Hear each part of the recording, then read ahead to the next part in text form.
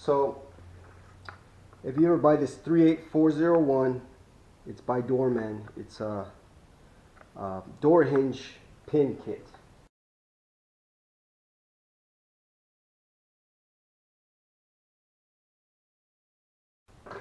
And it comes with everything you need to do one door. It's only about $10. So you just got to make sure that you install it correctly, and that's what this video is going to show you how to install it. It's pretty much the same way as the old one, except for it's going to have bolts. So you're just going to put that in there. Before you do that though, these little what are these, bushings, you're going to install one from the top. Now if you're installing this and it's not tight, it's super loose, this hinge is worn out. It's been worn out from the inside of the metal, and I'd suggest you take this off and weld a new one on. But if it's fitting pretty good, pretty tight, make sure you clean it out on the inside with some sandpaper, real fine. Just give it a tap those in. So you're gonna have one on top here, you're gonna have one that goes at the bottom. Make sure you don't put it from the top end going down. That's the wrong way. You want to have it going in from the bottom end going up, just like that. Okay, and once you got those in, I'm not going to tighten it right now because I'm just showing you how to do it, but once these are in, you're going to put this in over that. And just for the video purpose, I'm going to take this out because it's not going to fit because I'm not putting it in. So this is going to go in. Make sure this is in the right way. Okay. And then you're going to take your little bolt, and it's going to come in from the bottom up. Okay. You're going to have to probably hit these in a little bit because, as you can see when I take this out, there's little splines on that. See that? Little splines. Those splines will go through this piece, through here, and that's what keeps it real tight on it. See that?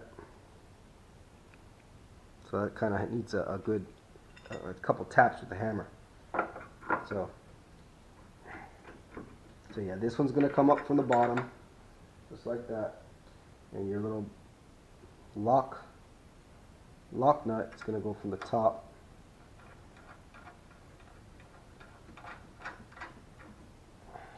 Okay. Now I don't see anything on the directions that says how tight to tighten these, so I would assume you'd want to just get them snug tight. You don't want to break them off.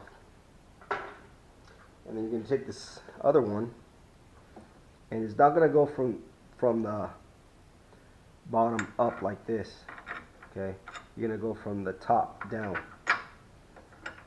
Okay, just like that. And then your nut, lock nut, is going to go from the bottom.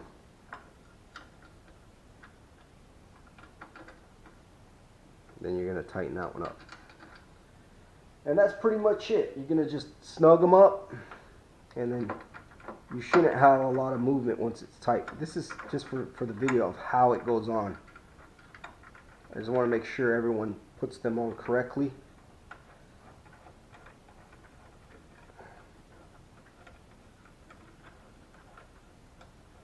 Make sure that your bushings are on the right way.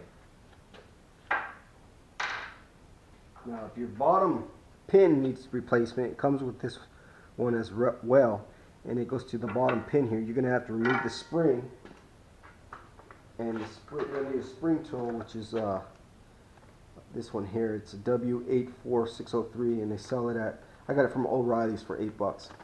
Just a little spring that closes down on that spring here, and you can pull out the spring to get to the pin. But most of the time, these cars, the bottom pins are fine. It's normally the top ones that give you that saggy effect in your door where you can lift it up and down. So I'm not even going to do mine. I'm going to leave that one the way it is. So I'm just going to be replacing the top bushings, and that's pretty much it. I mean, it seems like a pain in the butt. It kind of is. Best thing to do is to take the door off like I did here to have access to it, because when you're drilling in here, you need space here to drill into that, and same for the bottom. What I would do when I do this the next time, here's my drill. Okay, I'm not using the spade bit on it, but you would want to drill from the top, and then I would just turn this door completely over and just drill it just like that from the when it was flipped over. It'd be a little bit easier, because I tried cutting it off with an air saw, with my air saw, and it's possible to do it, but it kind of makes a mess, and it takes a bit of a while to cut through that. It's pretty thick still. See, that's the one I cut, and you can see the top one, I drilled it out, and it was a lot easier to drill it out and chisel the rest that's there. So you drill it out, and then you get a chisel and just kind of tap what's left of that head, and then this thing will pop right out. But yeah, just remember, you put these, here's the old bushing, you can see it was really worn out. You see there's a crack in it too. And the bottom one was just trash. It was 2 pieces when I took it out. So yeah, this is the culprit of the problem for 3rd gen cars, well, most cars, is these little brass bushings. So yeah, just make sure you put these in the correct way. Remember, one goes on top, one goes from the bottom. Okay, and that's pretty much keeps this hinge from getting too much damage. Because if you didn't have these here, it would be metal on metal hitting right here, and this piece kind of separates it from hitting there, and then separates it from the top, if you get what I mean.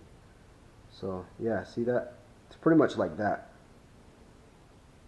It's protecting this hinge from metal on metal contact. And that's it for this video. I'll probably be making another video when I take my my other door off, because this is not the door I'm keeping.